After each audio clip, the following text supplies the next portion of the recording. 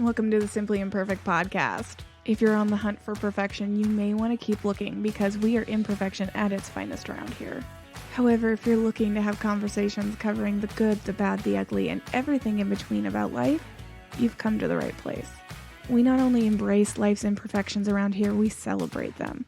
So for those of you who've decided to join us on this journey, go grab yourself a beverage, sit down, settle in, and let's get started.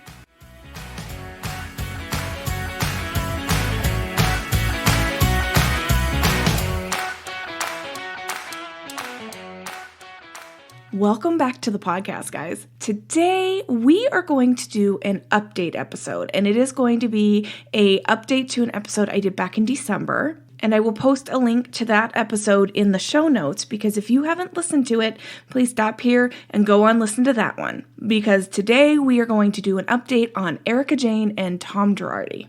Now, if you don't know who Erika Jayne is and you don't know who Tom Girardi is, a little bit of a backtrack, which I covered a little bit more in depth in the previous episode, but Erika Jayne is a member of the Real Housewives of Beverly Hills, and her husband, Tom Girardi, is a very well-known attorney in California. Tom made his name doing a lot of class action tort cases. If you've seen the movie Erin Brockovich, his firm actually is featured in that story. He set a whole bunch of records for receiving some of the first mega settlements when it comes to class action lawsuits. But recently he has made the news for some not so great things. And I went into a deeper dive of this in the first episode, so I'm not going to do it in this episode because I want to update you guys on the stuff that's been going on since then. And there's a lot.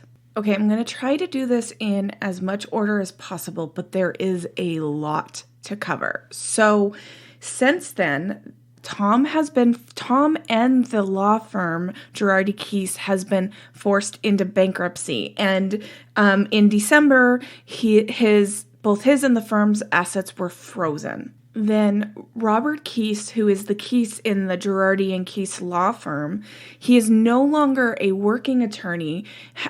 He was previously part of the firm, but has since retired. He filed suit in regards to the property and then unpaid amounts, which seemed to be some kind of retirement agreement of some sort. And I don't know if it was to buy him out, and that's why his name was still part of the Girardi and Keese, or if it was to continue using his name. I'm not exactly sure what the terms were, but the firm was supposed to be paying Robert Keese so much a month, and they hadn't been doing that. In addition to that firm, there were owners of the property that the firm was located at. So Tom and some other owners own the property. I don't know if they invested or exactly what the terms of that was, but they have filed a lawsuit claiming that Tom portrayed to them that the property was unencumbered, so there was no liens, nothing like that. However, it has come to light that there are liens against both Tom's personal property and the business property. One of these liens is a lien that was placed or attached to the business property in regards to a judgment that some clients had received that had gone unpaid. And it was to the tune of $5.8 million. Now, this gets kind of crazy because there's a lot of really large numbers that are talked about when it talks about judgments and settlements and liens, because in addition to that $5.8 million lien, there is a $7.5 million number that is owed to a KCC Class Action Services. So Tom was using KCC Class Action Services as a backer, for lack of a better phrase, of his contingency cases. And so contingency cases are cases where clients agree that the firm won't charge them like a month, like they won't bill them monthly. They'll just keep track of like all of the costs and the fees and the billable hours, all of that stuff.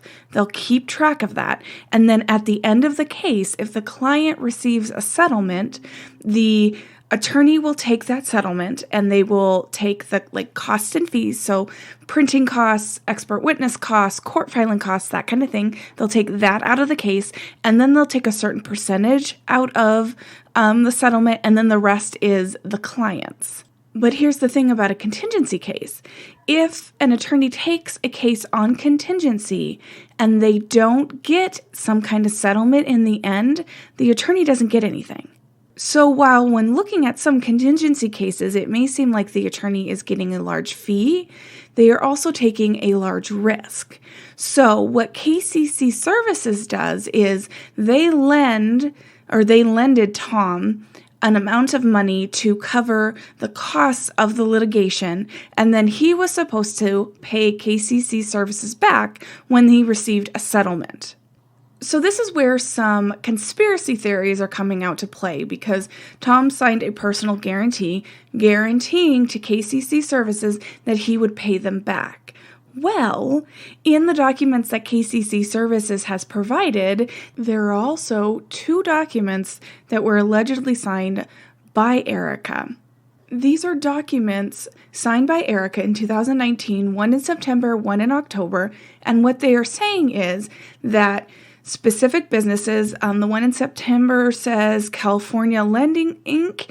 has first lien on any assets owned by Tom. Also, the one from October says that any obligation of the estate, personal assets, all of that is waived until counsel financial is paid in full. The interesting thing about all of this is the documentation brought forth for Tom is notarized. The documentation from Erika is not. Also, the signatures on the 2 documents are very different. And because the signatures are different, there are people who have dug into the older episodes of The Real Housewives of Beverly Hills. In a previous episode, Erika sends Lisa a note when somebody in Lisa's family passes away. And so they are taking screenshots of that note that was shown in the episode and comparing the signatures. I will link all of this in the show notes so you can take a look yourself. I do have to say that the signature on Lisa's card does look more like the September signature than it does the October signature, but I don't know exactly what that means. And so with question in the signatures and no notary, a lot of people are using the fact that these letters exist that are allegedly signed by Erika as proof that she knew something was going on. But there are now people alleging, and of course none of this so far is alleged in court. We don't know what Erika's going to say about these letters. But there are people speculating that maybe Erika didn't sign those letters. I am not, but there are people out there who are speculating that. And there's more, so let's get back to the timeline. So, December 16th of 2020, Erika is seen online taking a video of her closet. And in what looks like to be a collaboration with I believe it's a French company called Vestiaire, she is selling items in her closet. That action then brings her before the court for contempt of court because there is a freeze on Tom's assets, which means there's a freeze on Erika's assets because of joint community property. As time goes on, more and more accusations of misconduct on Tom's part keep coming, and there are allegations that Tom settled cases without client approval. There's allegations that Tom's daughter and Erika were receiving payments directly from settlements. And then as this all is snowballing and all this information comes out, in January, Tom's brother files for conservatorship over Tom. Tom's brother goes as far in the conservatorship to ask for permission to place his brother, Tom, in a facility that treats neurocognitive disorders, including dementia. He says that his condition has deteriorated so much that he can't even take care of himself without assistance. However, there are other documents that say Tom is living in the house, that he's living there alone with some minor assistance, which just seems like, okay, is he so bad that he needs to go into a facility, or is he okay that he's managing at the house by himself with a little bit of assistance? But on top of all of this, the state bar eventually comes out and says and objects to the conservatorship because there are people who are coming out and they're like, wait, hold on a second. We were just in negotiations with this man not too long ago and he seems fine. And the state bar is like, we don't want you to put him in a conservatorship because we want to be able to get our hands on him because we want to punish him for his bad acts. Which, is anybody with me thinking, State Bar, it's a little too late, the JoJo song? My running question in all of this is, how did these things go unreported to the State Bar? Or what shady crap was going on behind the scenes that Tom was able to continue to practice law? Because Tom's license, until recently when you looked it up on the State Bar, said nothing about any kind of corrective action.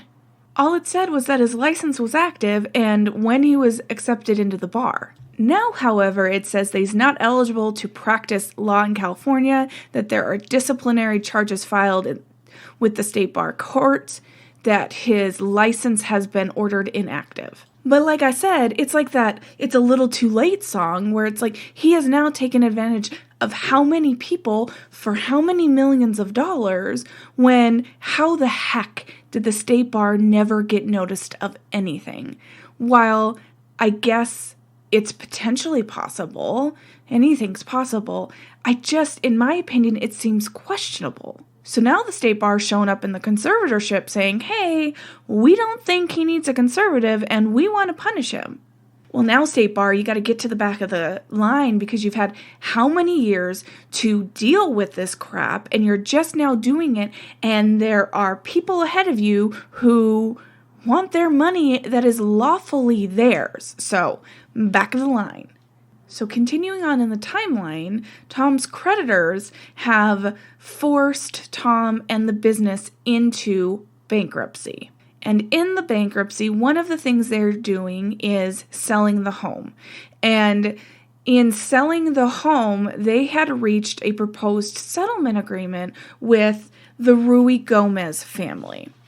And the Ruy Gomez family had received a settlement, and Tom had convinced them to allow Tom to manage the money and send them a monthly payment. After a while, the family asked for all of the money, which was about just under $12 million, and imagine that, Tom never paid him out, so they obtained a judgment. Now, the Ruy Gomez family had reached a proposed settlement with the bankruptcy trustee in where the house in Pasadena that you see on The Real Housewives, the house would be sold, and the proceeds from that sale, they would first pay off, like, the costs associated with selling the house, lien senior to the Ruy Gomez lien, and then whatever was left, 20% would go to the trustee for other outstanding debts, and then 80% would go to the Ruy Gomez to pay towards their judgment. Now, when that came into light, Erika and Tom's ex-wife both filed objections to that.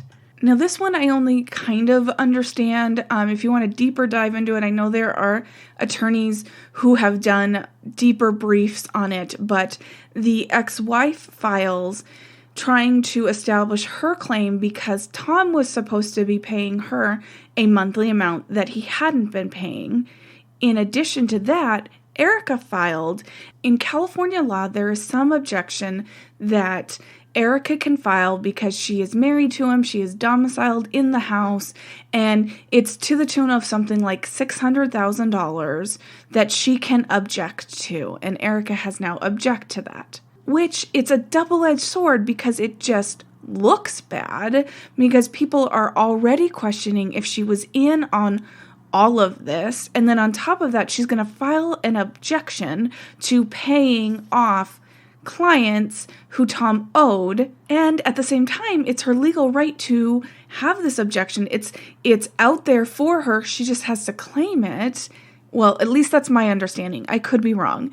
And it just bad PR, but at the same time, on the chance, which there are plenty of people out there that do not believe there is a chance at all that she didn't know, but on the chance that she didn't know, she also is a victim in this. And so it's this like double-edged sword, but bad PR looking. I don't know, guys. I don't know about anybody else, but it just didn't sit right with me, even if legally she has the right to do it. And the snowball just keeps rolling.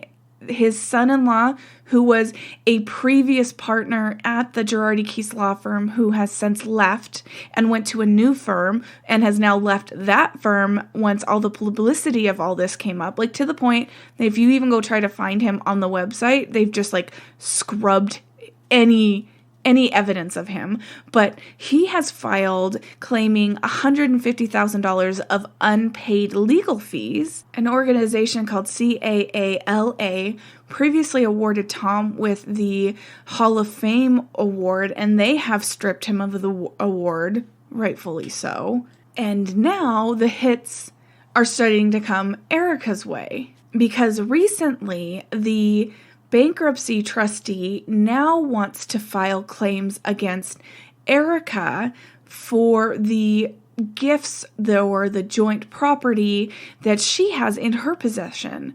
And Erika's statement on it is, it was all gifts. It wasn't joint property. It was stuff that he gave me. And if you watch The Real Housewives, the stuff Tom gave her was insane. There is a panther ring that she gets, which I believe she says is the second one she has, and it is worth like something like $78,000 in one ring. There's also a Chagall painting, which I know nothing about paintings, but doing a little bit of research, it says a Chagall, and I hope I'm saying that right, at auction can sell for up to $32 million. Which we now know why the trustee wants access to these items that were gifted to Erika, because $32 million would pay for a lot of these liens or settlements or judgments that are outstanding that have been filed against Tom. So I have attempted to gather a list of all of the outstanding settlements, lawsuits, liens, anything I was able to find that might be included in this bankruptcy. And I'm not saying it's everything, but here's some of what I was able to find. So, as we talked about in the very first episode, there is a Lion Air crash, which was a plane crash, and that settlement is unpaid. California Attorney Lending is owed $6.2 million. Stillwell Madison is owed $5 million in defaulted loan payments. 3 former clients who obtained a settlement against Pacific Gas and Electric after a 2010 gas pipeline explosion has obtained a $10 million judgment. A former client has sued for the remainder of her $500,000 settlement, and she has only received about $50,000 in payment. There is a Sean, I'm not even going to try to say his last name, of the Bedford Law Group, who has sued for unpaid fees. Philip Sheldon of the law offices of Philip Sheldon has sued for $4.8 million in unpaid fees. Like we discussed earlier, KCC has $7.5 million judgment. Wells Fargo Vendor Financial Services has over $880,000 in unpaid office equipment.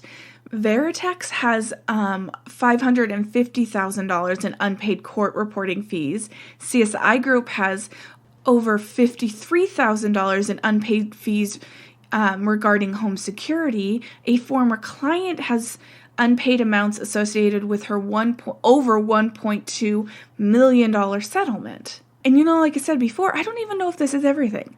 I know these are pieces to the puzzle, but I don't know if this is everything or if there's a bigger picture of how much he's owed. The headache that is ahead of this bankruptcy trustee to try to figure this all out and figure out where the money is going to come to pay for it, the biggest question is, where did it all go? How are you getting percentages of multiple $1 million judgments? I even think there was a $1 billion judgment. How do you get percentages of that and then be broke? I mean, not just be broke, but not even pay your clients the amount that's due to them, which is a fraction of the total settlement. It just blows my mind. And what is even harder in all of this is when you really break down how sad it is about the settlements. So, yeah, you know what? Does it suck that a business isn't getting paid? Yeah, it's wrong. But when you think about and you break down what these clients went through, they were victims of something. The Lion Air crash, the clients that he had in that were the family members of people who died in a plane crash. The clients that I mentioned who won a settlement against the $10 million settlement against Pacific Gas and Electric in 2010, they had suffered, and I don't know if they specifically suffered or if family members suffered through a gas pipeline explosion. These are people who have gone through horrific experiences, and they go to someone who is promising to make them as whole as possible through the legal system. And money doesn't fix everything. I get that. And it doesn't bring your loved one back. It doesn't fix injuries that you've had, but at least it's something to help you.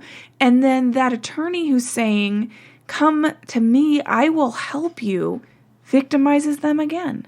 And then the salt in the wound of all of this is there are these clients who could be sitting at home watching Erika on TV talk about how much money they have. Watch him by that painting. Watch him by the ring. Talking about how even though she claims that the business of Erika Jayne is paying for it, but she sits and she talks about how the glam and the upkeep of Erika Jayne, the performer, is $40,000 a month, and how they have 2 planes and this, that, and the other thing. And they're sitting at home going, well, I can't even get your husband to pay my settlement. The money that was awarded to me.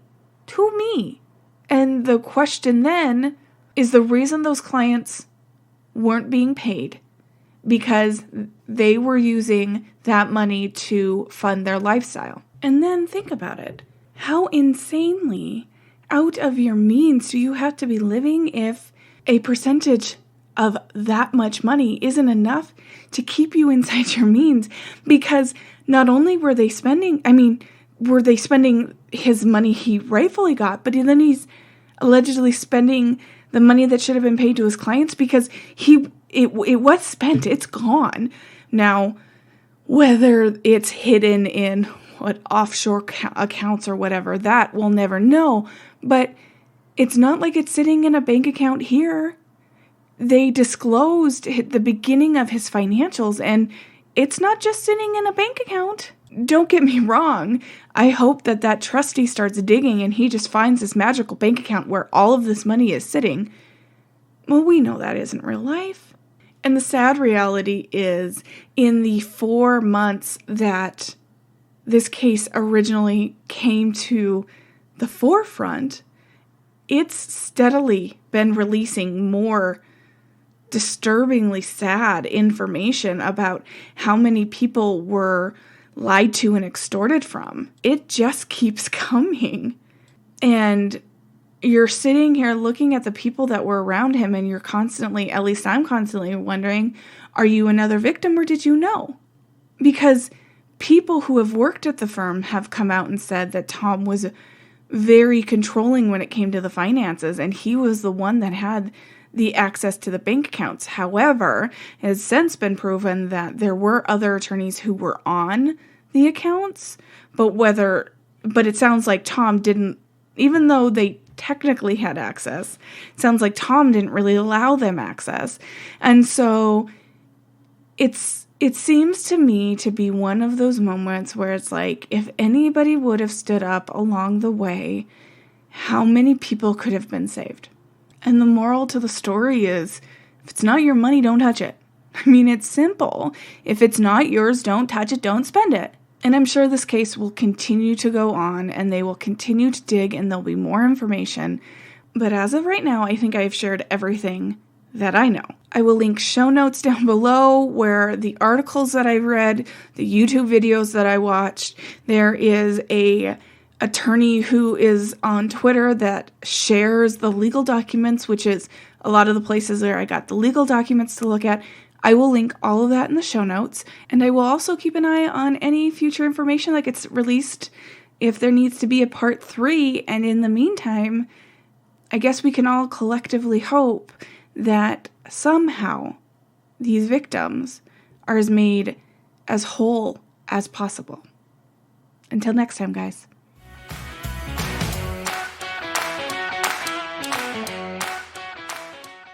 Thank you for joining us on this episode of the Simply Imperfect Podcast. If you've enjoyed and don't want to miss an episode, make sure to subscribe. If you'd like to help the podcast out, make sure to leave us a rating and review while you're at it. To keep up to date with all things Simply Imperfect and to join our mailing list, head on over to @simply.imperfect on Instagram. And until next time, folks, make sure to embrace this simple imperfection that we call life.